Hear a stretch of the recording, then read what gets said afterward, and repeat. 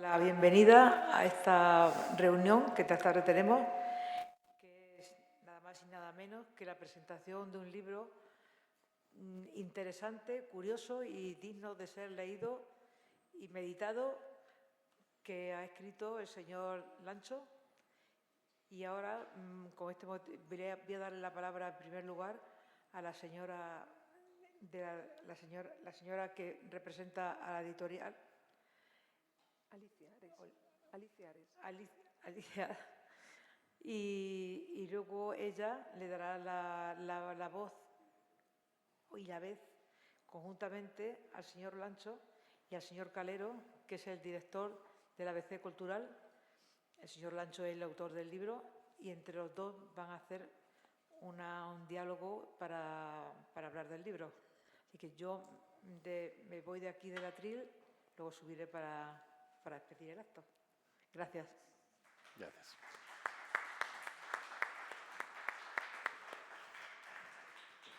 Buenas tardes. Muchas gracias, Pilar, por tus palabras.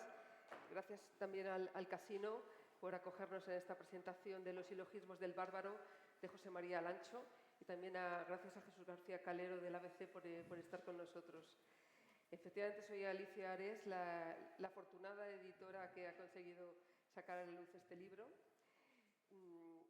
La editorial se llama Cuadernos del Laberinto y cuando Jesús me mandó el libro, lo leí con calma, me gustó mucho y quedé con él aquí justamente en el Casino para comentar el libro y decirle que quería editárselo.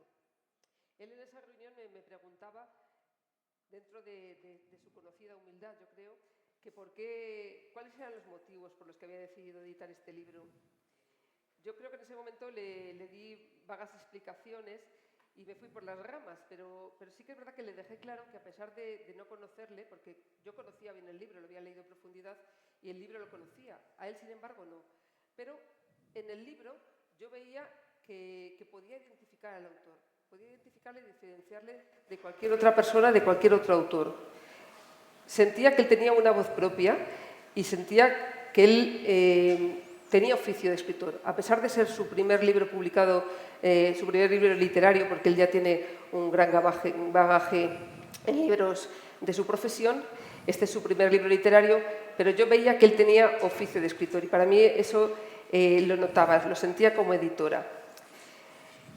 Es cierto que este oficio de escritor es una labor dura, que a veces no es tan divertida como la gente piensa de que un escritor tiene una vida divertida, que se pone a escribir y a tomar cócteles y a pensar en bagatelas. No es el caso. La vida de escritor a veces es difícil porque requiere disciplina, requiere muchos tachones, dar muchas vueltas, sobre todo hacer muchísimas lecturas y reinterpretar una y otra vez los poemas que has elegido. Pero sí que notaba que él tenía su voz, y esta voz llega un momento en todo escritor, después de, como he dicho, muchas lecturas, muchos escritos, que un día la cabeza del escritor hace clic, y entonces te das cuenta de que sí, que ahí lo tienes, que sí, que esa es tu voz, que lo has conseguido, que eres claro. Pero ¿cuáles son esas voces que rebotan en este poema? ¿Cómo y con qué está moldeada la poesía de José María Lancho? Porque cada poema, cada poeta, cada escritor tiene sus secretos, tiene sus enigmas, tiene sus temas particulares. Y este libro, la voz de Lancho, principalmente está compuesta, desde mi punto de vista, por varias facetas. Una de ellas clarísima son los ecos del pasado, de un mundo clásico, rico y sabio, que ha llegado a ser mito porque gracias a su influencia podemos reinterpretar la cultura y la sociedad aportándonos significado y contexto. Y efectivamente, Lancho bebe de la historia, bebe de grandes hombres que desde épocas remotas, diferentes regímenes y manifestaciones artísticas siguen teniendo un peso decisivo en nuestra cultura y en nuestra forma de ser. Igualmente, también en Lancho encuentro muchísima influencia de la naturaleza. Cuando ustedes lean el libro verán que cita muchísimo Gredos, la Sierra de Gredos, que a mí me conmovió por ser abulense, pero él tiene una vinculación importante con Gredos porque sus antepasados vivieron allí Y él regresa mucho a Gredos de una forma atávica y ancestral en el libro. Por ejemplo, nos comenta: nunca tendrás un paisaje completo sin mirar hacia atrás.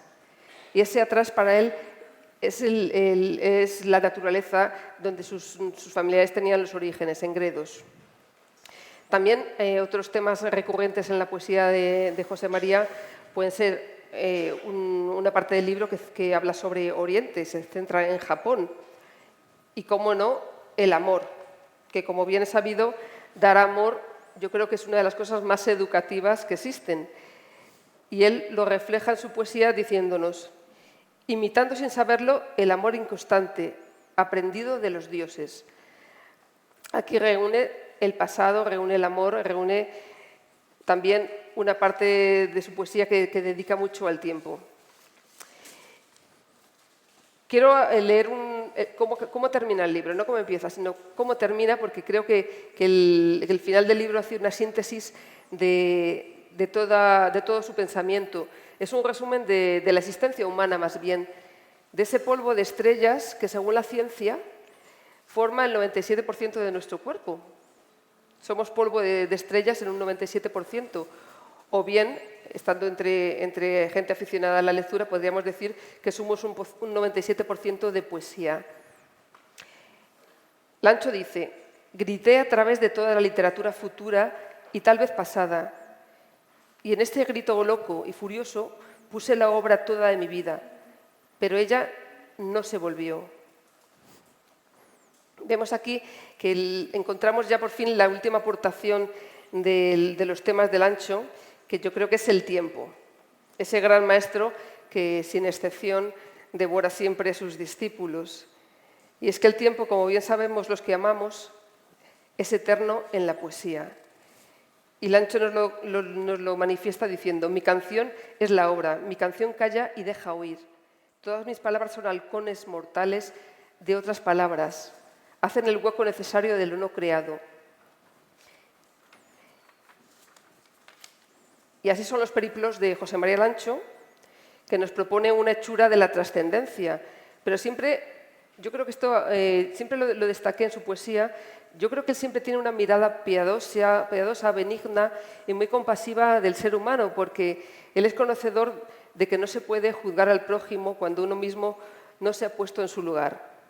Y en la poesía de José María encontramos una suerte de filosofía, un muestrario de reflexiones que exploran facetas de muy distinto cariz, bibliográfico, textual, retórico, pero que todas ellas contribuyen a situarnos en un territorio de cierta melancolía por lo oído, por el ayer.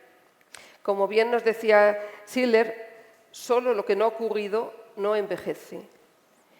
Y es seguro, ya termino, que la poesía de Lancho, que sí existe, no envejecerá y la historia conservará sus versos. Esa delicada belleza y cruda, desgarradora belleza que muchas veces, y en este caso, son simultáneas. Muchas gracias.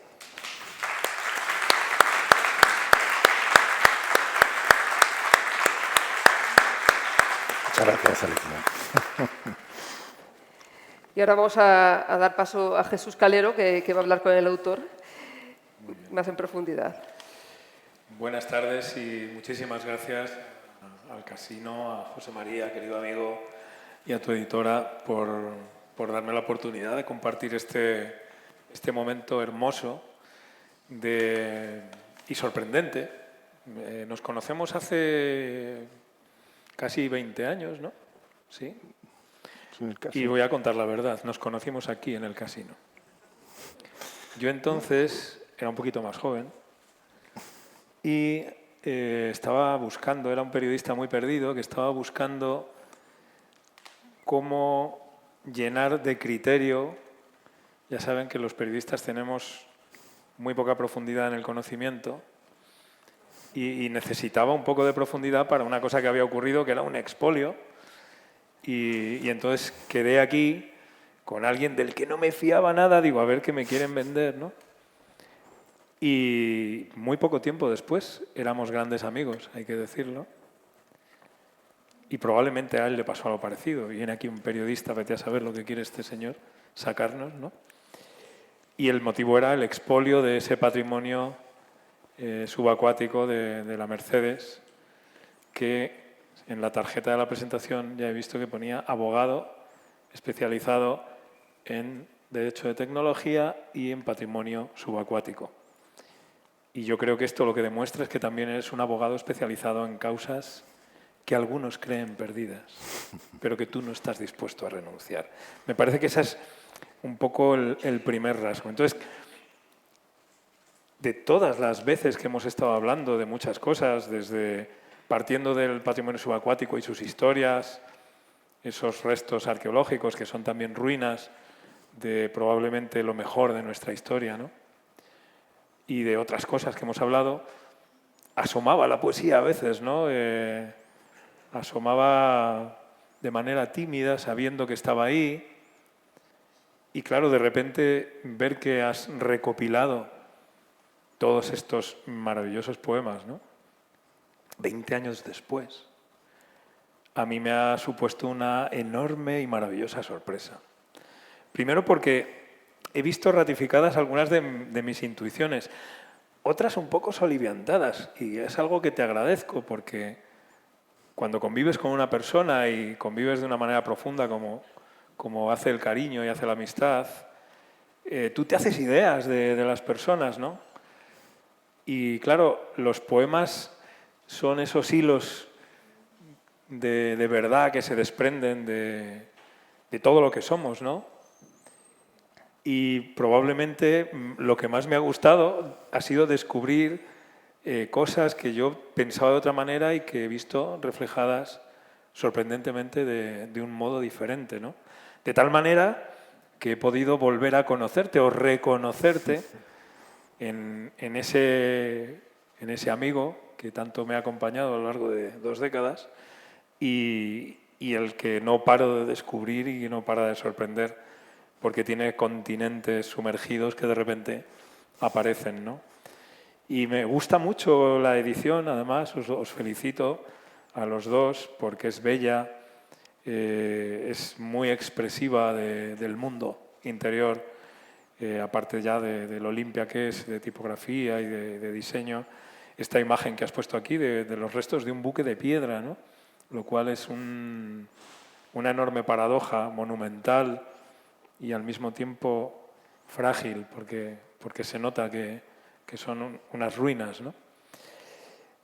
Y leyendo el libro, desde luego, y lo has adelantado perfectamente y no quiero repetir mucho, pero lo primero que salta desde el título es ese afán de ponerse en los zapatos de otro, ¿no?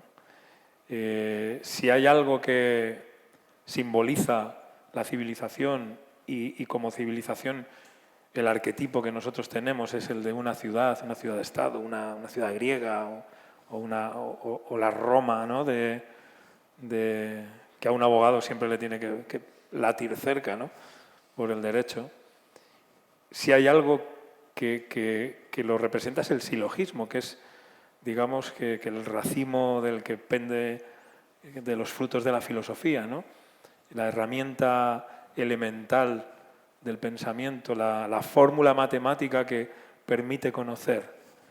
Pero cuando metes a los bárbaros, hoi barbaroi, y les concedes esa mirada desde el silogismo, estás aprendiendo a transferir la comprensión de que en el otro, en lo otro, hay cosas que debemos conocer.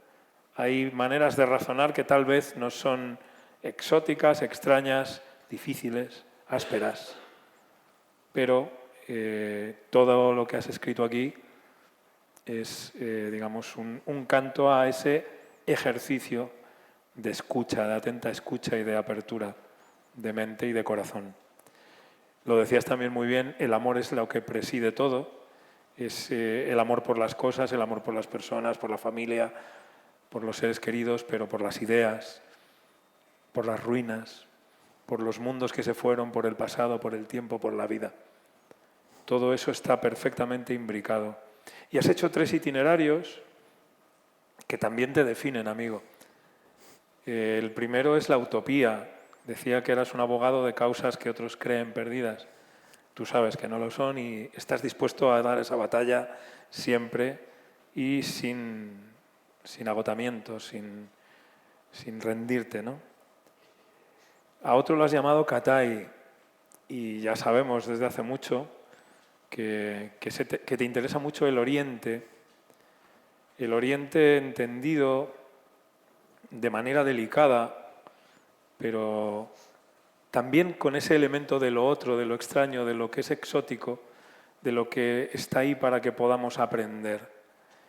El Oriente para ti está en un haiku, está en la ceremonia del té, está en un gesto civilizatorio frente a náufragos, está en poner allí los pies y mirar las estrellas desde allí mismo, ¿no? Reflejados en la misma taza del té. Ver esa unidad del universo en una cosa tan delicada, ¿no? Hemos hablado muchas veces de la ceremonia y de lo que para ti importa todo eso. Y el tercer itinerario es la ruina. La ruina es esa memoria que se resiste, ¿no? A mí me recuerda mucho a esa mirada que otros poetas han tenido siempre, ¿no? Desde la ruina podemos levantar un mundo entero, ¿no? Igual que desde un poema se puede adivinar casi un alma, ¿no? Una persona, ¿no? Se puede dialogar espiritualmente con objetos abandonados, de relictos o perdidos o sumergidos, por supuesto. Tú puedes establecer las bases para reinventar un universo, una manera de estar en el mundo con la que tú quieres dialogar. Por supuesto, es el pasado, es el camino que acaba en nuestros pies, desde el cual tú lo que quieres es continuar, ¿no? Es decir, que no lo abandonas, que estás siempre en eso. Pero, para ir acabando, que no quiero alargarme y ya que hables y que podamos leer algunos poemas, digamos que todo tu acercamiento a través del lenguaje, para mí, transparenta una fe que no tiene desmayo, que no tiene límite, que no se apaga nunca en el lenguaje y en lo que supone el lenguaje. Que un abogado tenga esa fe en las palabras, una fe que no está atada ni anudada a su nivel utilitario, ¿no? No es por lo que las palabras sirven para persuadir, aunque lo conoces perfectamente, y algo de eso también está ahí, ¿no? Porque sabes persuadirnos, pero no lo utilizas para persuadirnos de una causa, ¿no? Sino para persuadirnos de que esa fe en las palabras tiene un sentido. Todo tu libro es la búsqueda del sentido que se transparenta a través de la fe en que con las palabras tú puedes reflejar, puedes resumir, puedes compartir y tal vez modificar algo del mundo, ¿no? Y por eso es tan hermoso el libro que has parido. Y a mí me gustaría, porque claro, como vengo con la deformación del oficio, lo primero que me gustaría es preguntarte, ¿cuándo recuerdas que nació, uno, la idea de hacer este libro y, con un prólogo, la pasión de la poesía, no entendida como un hobby, sino como una profesión? Porque aquí lo que hay es un auto de fe, un acto de fe, ¿no? ¿Cuándo nació eso? ¿Cuál es tu primer recuerdo de José María Lancho delante de un papel escribiéndole tal vez a una novia o recordando algún momento estelar? Dos preliminares. El primero, expresar gratitud porque se hayan reunido tantos amigos en un momento tan complicado también.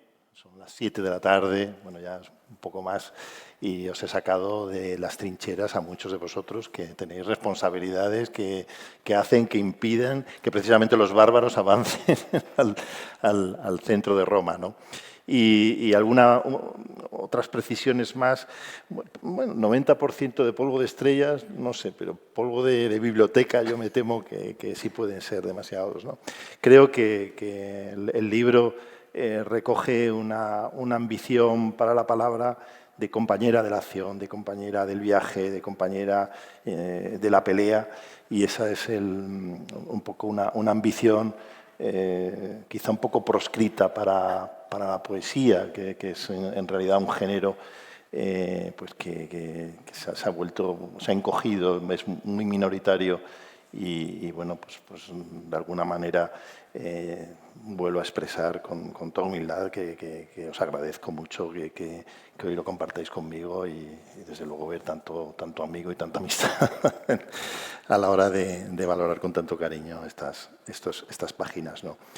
Y bueno, pues el libro efectivamente puede que recoge aventuras que hemos compartido también, caminos que hemos aspirado el polvo juntos, pero yo creo que lo que dice lo quiere decir ahora, o sea, no son la expresión de un elemento final o remoto, ni siquiera las ruinas yo creo que nos delatan fatalmente porque nos reflejan y lo que encontramos en ellas a veces pues son pistas inquietantes del porvenir. Pueden ser inspiradoras, a eso me refiero, que busco otra opción. A veces también exigimos mucho de la palabra, exigimos mucho del lenguaje, redimirnos o escapar.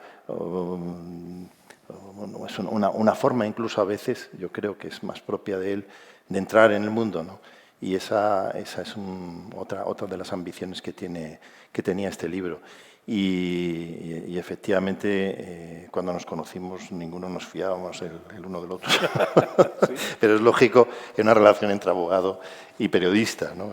Otra cosa sería muy extraño. Y bueno, pues me gustaría un poco por desmarcar el prejuicio de un mero libro de escapismo de autor, ¿no? Quizá leeros un par de cosas y si queréis, y para no abusar mucho tampoco del tiempo de nadie, pues, o si alguien quiere preguntar, y si no, pues cerramos. Pero os leo primero, pues son relatos y son poemas. En el primer itinerario que tú dices, Utopía, lo comienzo con un relato. Dice, en el reino de Icaria eligen a los reyes de entre los mendigos. Para garantizar que esa magistratura no se corrompa en la corte, los icariontes tienen una regla. El rey no llega a conocer jamás que es el monarca, con lo que evitan el capricho autocrático de los déspotas. Discretamente los ministros, con diversos pretextos, consultan al rey mendigo y obtienen su impresión sobre las cuestiones y negocios de Estado que urgen al reino. El mendigo nunca sabrá de su condición de rey, único secreto y único límite de su poder absoluto. Entonces, hay muchas reflexiones en forma de prosa, puedes decir que es poética, puedes. Luego, el siguiente itinerario, que efectivamente hace referencia a esa visita a Japón, ¿no? que un poco fue una experiencia muy potente, porque me invitaron a una universidad japonesa, la de Sofía, en Tokio, a hablar sobre un episodio muy poco conocido de nuestra historia hispana, ¿no? Y es esa primer embajada de Japón a Europa, que es una idea de Felipe II, quizá para mí la más feliz que él tuvo, de verdad, porque aunque los grandes funcionarios del reino insistían en considerar a los japoneses como indios, incluido el padre del conde duque de Olivares, que era embajador en Roma, Felipe II insistió en que tenían que tener la misma consideración que un diplomático europeo. Y eso fue una transgresión absoluta. No es un rey que a mí me parezca enteramente feliz, pero sí que creo que tiene algunos detalles muy valiosos en nuestra historia. Y este es uno de los poemas que incluí en ese itinerario. Ese pájaro que ahora existe también aquí y cuyo vuelo al mismo tiempo sigue y queda interrumpido en este mismo verso.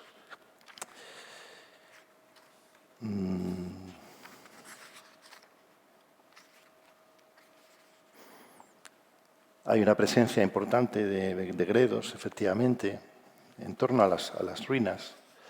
Me permito leeros uno más. Furiosa se extingue la lluvia de la tarde, como herida rubia vuelven los fuegos primitivos a encenderse y a dar voz a los no vivos. Como una excavación hacia los muertos, rescato de la arcilla y de su hambre fósil de entre el prohibido enjambre de los idos, los olvidados puertos, donde lleva la transparente duda a dioses, a máquinas y a hombres. Aquí mezclan sus destinos de bruma, nieblas quebradizas, como muda de sal, como presagios sin nombres, que el hedor a inmortalidad perfuma.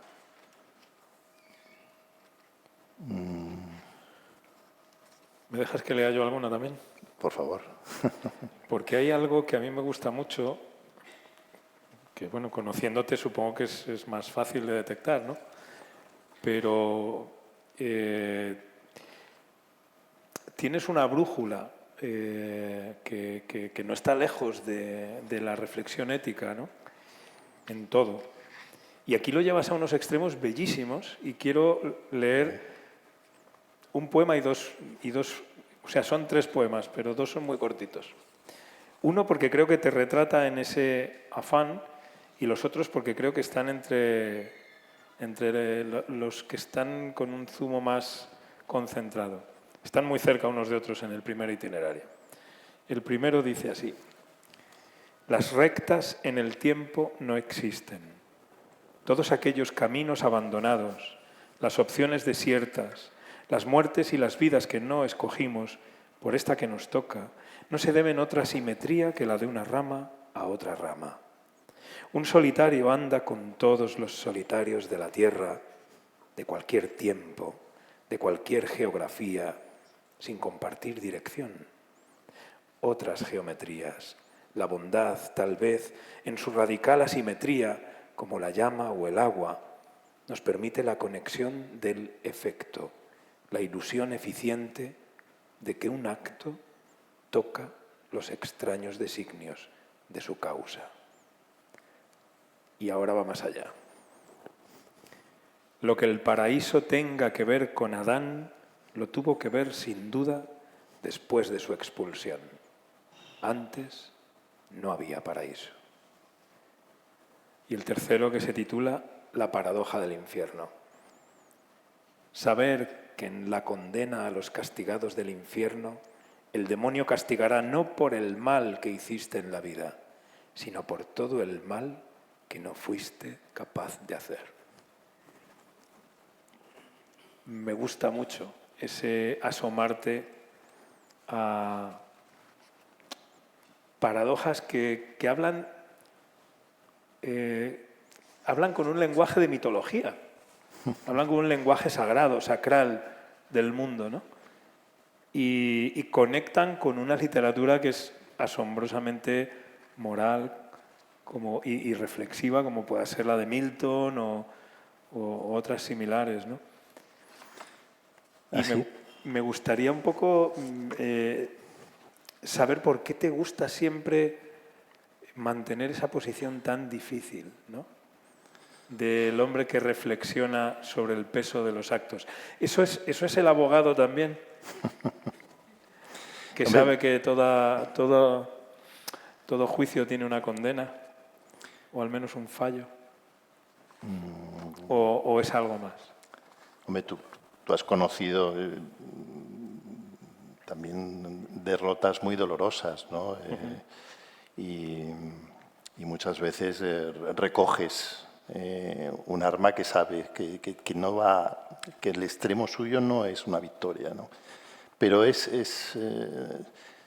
sería reconocer que este cuarto de hora que estamos aquí, ¿no? que compartimos en nuestro recorrido vital, pues que no estuvimos. Hay también una paradoja que la expresé en verso y me he encontrado cuando tú estabas incidiendo en eso, y a lo mejor la encuentráis valiosa, ¿no? Valiosa en el sentido de que podemos compartirla, ¿no? Y solo en el agua se refleja ese otro mundo que existe ondulante, ¿no?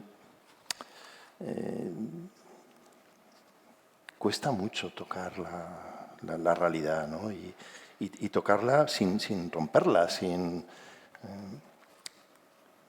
creo que nos concentramos, los abogados, Pilar está ahí, ¿no? Que intentamos cambiar los actos de los que entramos en ese juego, en esas ecuaciones, ¿no? de la decisión moral, pero todo lo demás tenemos una responsabilidad, ¿no? de no romperlo, de que lo adquieran las generaciones que vienen y mantengan, digamos, ese acervo de decisión moral que no podemos restarles. O sea, yo creo en ese marco de lo moral como no puedes devolver algo peor que como lo has recibido. Es una obviedad, pero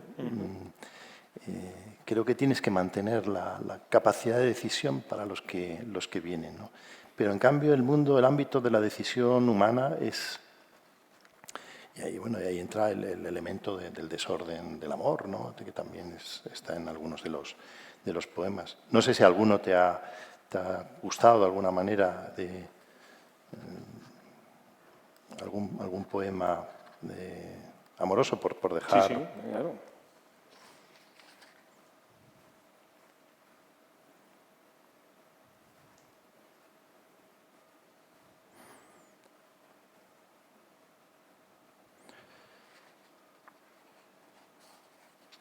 ¿Tienes tú uno? Estaba buscando otro, pero es obvio que en el primer itinerario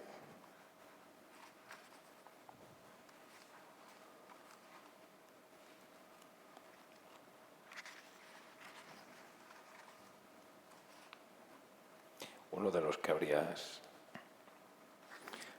destejes la niebla tan hábil como el crepúsculo une los hilos de las sombras, y tus dedos liberan de sus nudos las alas secas de estrellas y de instantes. La noche se deja ver. Soy un ser humano atado a tus milagros, incluso cuando no te amo, inadvertida como un sendero, camino por ti. Miro tus ojos como se mira el agua, sencillo camino de climas y de eras, y así transcurre como un paisaje nuestra incógnita. A mí me gusta mucho el siguiente. Me ocurriste como escampa o echa a llover. Sé que te viviré de pronto porque dura más lo que dicen los labios que lo que tocan. Como pan recién hecho compartimos la envidia con los dioses. En mitad del camino hasta ti. Solo un sendero en el tiempo. Desde mí la esquiva distancia de los cambios, la tramposa transacción de lo que es por lo que continúa. Por eso dejo entrar a esos otros que soy o seré. No desconfío, todos prometen, como si fueran instantes, que ni siquiera la muerte me durará tanto. Y luego hemos hablado de los tres primeros itinerarios, pero luego los otros dos o tres que siguen, que también, o sea, los tres primeros yo creo que definen mucho tu manera de estar en el mundo, pero claro, el de la Hispaniola, que es toda esa historia, tienes un poema al capitán de un galeón naufragado como el San José, que es emocionantísimo, ¿no? Ahí estaba el haiku este ondulante que nos has leído. Y había uno que no era un haiku, yo creo que era en término, puede ser, quiero decir, porque son más versos y tus haikus son puros, de métrica pura, ¿no? Este a mí me sabe a haiku, aunque no lo sea, y es como si hubieras hecho hispanizado un haiku, ¿no? Bajo el cielo infinito y a los ojos de Dios, el ser humano pone a su piel el mismo precio que cualquier otra bestia. A veces son un poco bárbaros, es verdad. Sí, es un poco bárbaros. El título hace referencia a una serie de elementos que son contradictorios y están en la propia imagen. Era es que me he equivocado. Era este sí que es como un haiku, pero no tiene la métrica. Sonido del agua, memoria de la nieve, huellas invisibles en la hierba de abril. Muy bonito. A mí, si me permites, cuando me llegó el libro, el título me recordaba a Cavafis, me acordaba mucho del poema de Esperando a los bárbaros de Cavafis, sí. Y además también encontraba muchas referencias, como en Cavafis, referencias mitológicas y históricas. Se lo comenté a Lancho y me dijo, sí, a mí también me gusta mucho Cavafis. Seguramente. Bueno.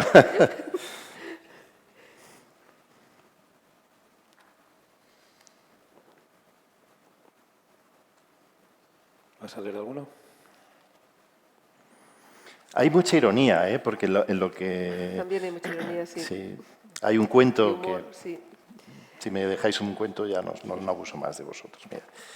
En la vieja Cuba de los mares del tiempo, en algún momento del siglo XVII, ambos viejos portan largas pelucas grises y en sus vestiduras brillan, mestizados por las sedas, todos los colores del arco iris. Uno de los viejos ostenta una enorme y negra verruga en la mejilla izquierda. Los dos llevan largo tiempo callados, aun siendo esta vez la primera que tras largos años y guerras y viajes se han vuelto a ver. Querido amigo, ¿te acuerdas de Laura? Seguro que sí. No hubo ninguna otra, ¿verdad? Bajo el galeón de plata de la luna continuó.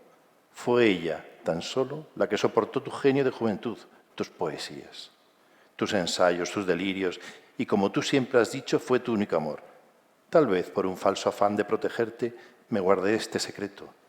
Mademoiselle Lucía no era la tímida virgen que aparentó sacrificar su virtud por tu talento, sino que era una famosa y muy experta cortesana italiana a la que yo pagué para que se acostara contigo. Una puta, vamos.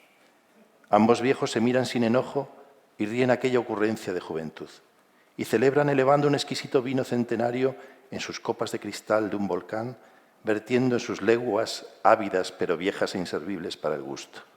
En ese momento, el viejo de la verruga responde, ciertamente nunca lo imaginé, viejo amigo, pero viendo todo este palacio y pensando en la larga lista de tus títulos y tierras y rentas que posees, no puedo callarme por más tiempo. Tu amado primogénito, el heredero de todo esto que lleva tu nombre, es en realidad hijo mío. Tu esposa, honrado es decirlo, fue una mujer de este siglo. Los dos viejos miran con sus monóculos a mediana distancia a un rechoncho muchacho que come pasteles mientras tiembla su horrible y palpitante verruga en la mejilla izquierda. Una risa que suma casi 2 siglos estremece la tarde y los viejos brindan de nuevo y ríen exageradamente. Un esperpento diecichesco. Bueno, del 17. ¿Del 17? Pero sí, bueno, y bueno, pues vamos a dejar si alguien quiere decir algo. Eso, ¿no? eso, alguna pregunta, ¿no? Pero... El autórico da una explicación del título, pero no lo ha terminado. Ah, que has empezado a explicar el título, pero luego no has acabado. ¿De dónde viene? El título, como bien se aprecia en la propia carátula, es una contradicción buscada. Efectivamente, aparece un barco de piedra vieja, cubierta de hiedras, y flota. Esa fragilidad que decía Jesús, contradictoria claramente, pues es un poco la síntesis de muchos de los elementos expresivos y en definitiva el bárbaro es la consecuencia del silogismo de todos estos itinerarios que hay aquí. Los españoles y los portugueses, cuando llegaron a Japón, resultaron fascinantes para esa sociedad. muy interesante comprobar cómo surge todo el movimiento de la ceremonia del té, por ejemplo, que lo hemos podido además contar en tu periódico y que hemos hablado de ello muchas veces.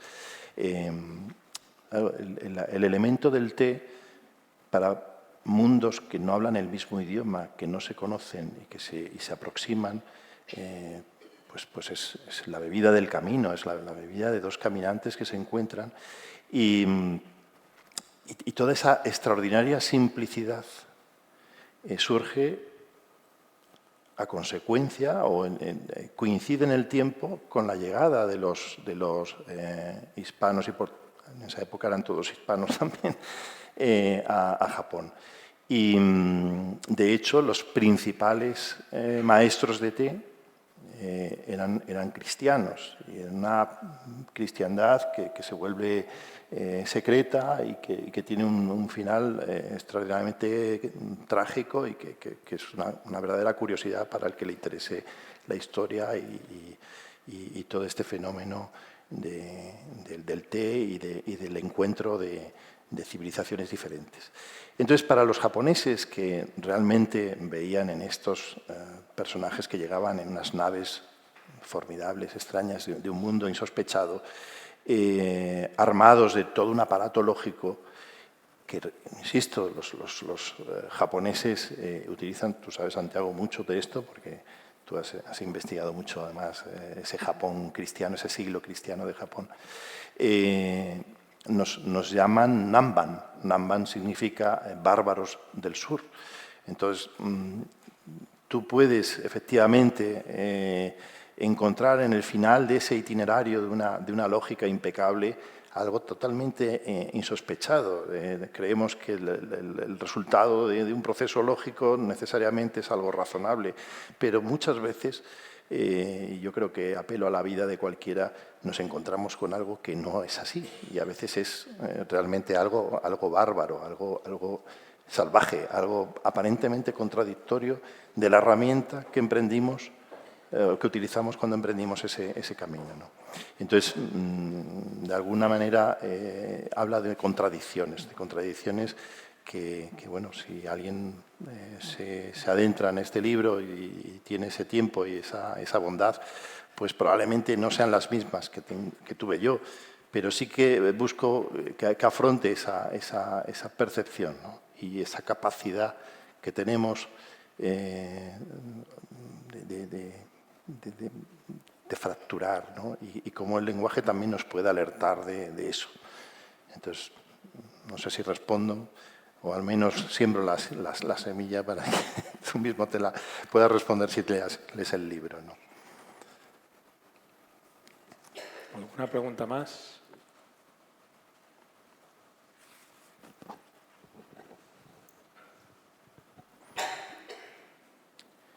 Si nos hemos de encontrar, séame en ti, séate en mí.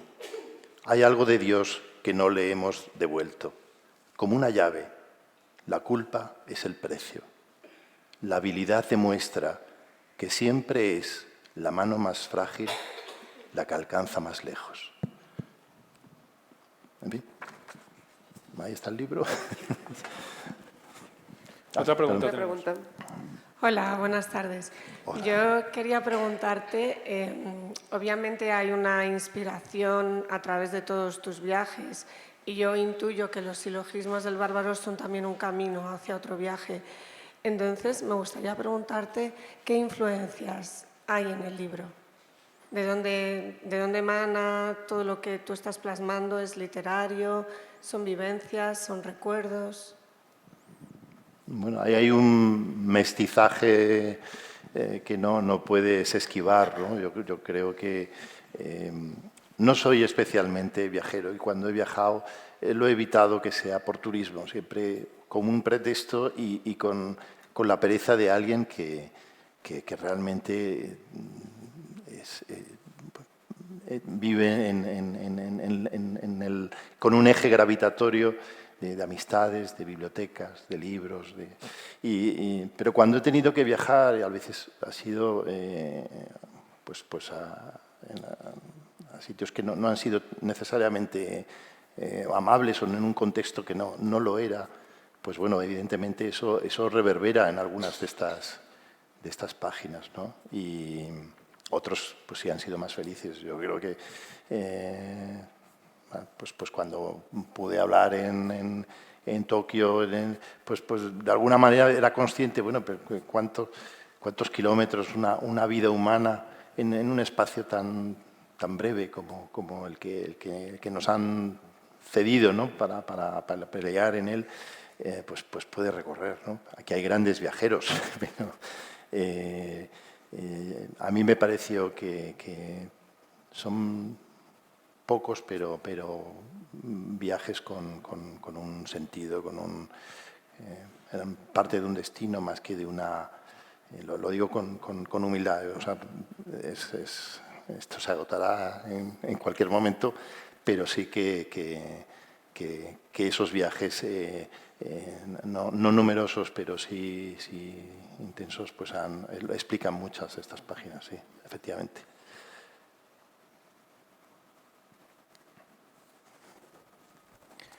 Pues no sé si hay alguna pregunta más. Bueno, ¿y ahora qué? ¿Cuál es tu siguiente objetivo poético? Yo creo que hacerme perdonar esto. Pero bueno, me gustaría rematar algunas de estas batallas que hemos compartido. Yo sé que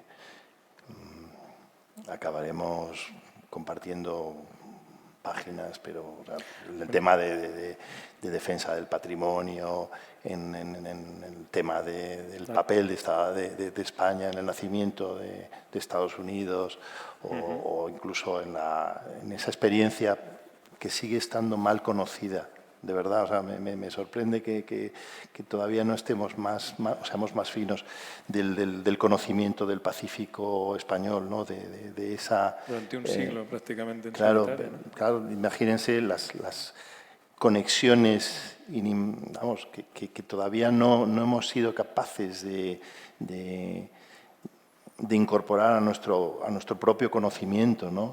Y en algunas de tus páginas pues han podido hacer ecos. La primera epidemia que llega de China a América es un impacto brutal. Estaba sin... hay muchas cosas que están pendientes. Se me acaba de ocurrir que, viniendo del mundo jurídico, este libro sin duda lo que busca es la justicia poética. Como es lógico, ¿no? Bueno, es una... Si me perdonas la broma, pero es que es verdad, porque todo esto que estás relatando, todas estas causas, que yo creo que alimentan buena parte de estos textos también, ¿no? Y que están en tu mirada al mundo, y lo único que lo has hecho a través de demandas, lo has hecho a través de artículos periodísticos, y aquí lo que hay, yo creo, es el zumo último de tu reflexión moral del por qué haces determinadas cosas, por qué te empeñas de una manera tan quijotesca, tan española, tan literaria, porque al final el Quijote es un lector. Tú has leído el mundo y tus reflexiones están ahí, ¿no?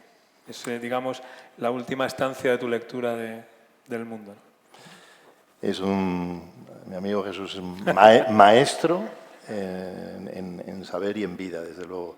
Y respondiendo a tu idea de justicia poética, yo les digo que esto es un acto jurídico. O sea, estamos manumitiendo estas páginas. Manumitir es un acto legal de derecho romano, que es liberar unas páginas que estaban presas, y gracias a Alicia y a su maravillosa editorial, la verdad es que ha sido generosísima y está editado con mucha delicadeza. Y no, de verdad, me ha encantado. Y de hecho, o sea, para mí era decisivo lo bien que editas, el haber hecho camino contigo. Gracias, Jesús. Gracias. Pues nada más. Muy bien, creo, pues ¿no? muchísimas gracias. Muchas gracias.